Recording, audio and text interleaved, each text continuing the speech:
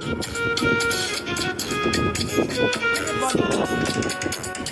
know they do again. We know they do We again. know they do again.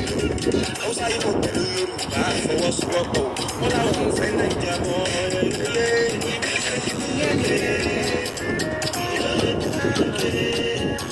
Hausa Igbo pẹ̀lú Yorùbá fọwọ́sowọ́pọ̀. Wọ́n láwọn fẹ́ Nàìjíríà mọ́. We know they do again. We know they do again. Hausa Igbo pẹ̀lú Yorùbá wọ́n láwọn fẹ́ náà wọ́n lò.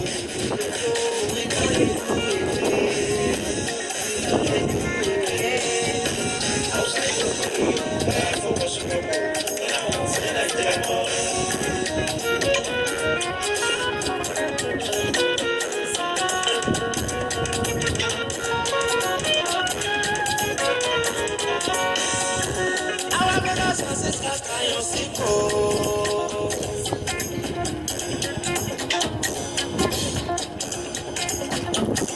all our brothers and sisters can you see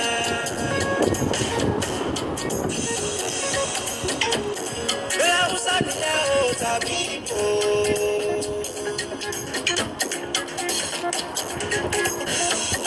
Ṣé Fúlàní ni ẹ ò tàbí Yorùbá ló jẹ́?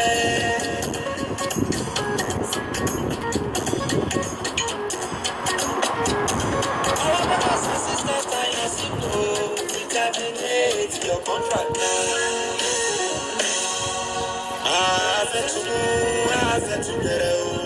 Afẹ́túnmú, afẹ́túnbẹ̀rẹ̀.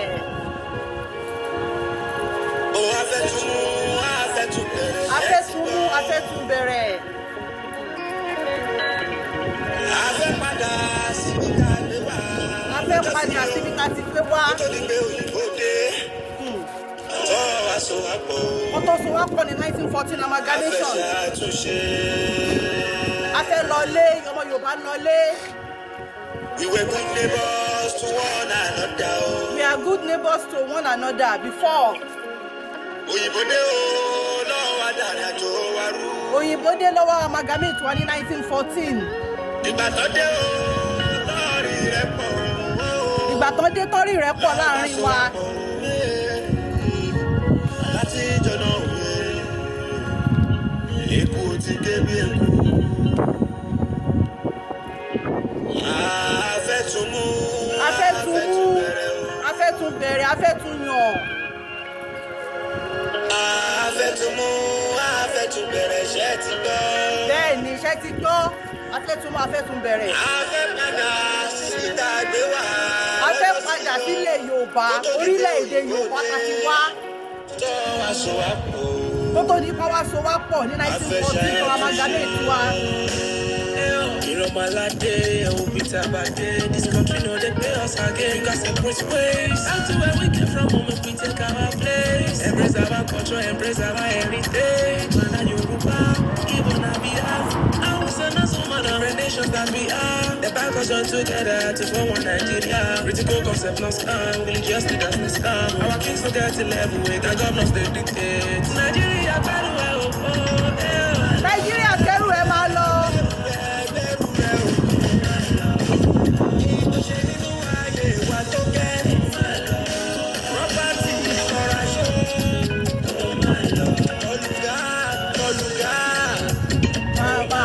Nàìjíríà máa lọ.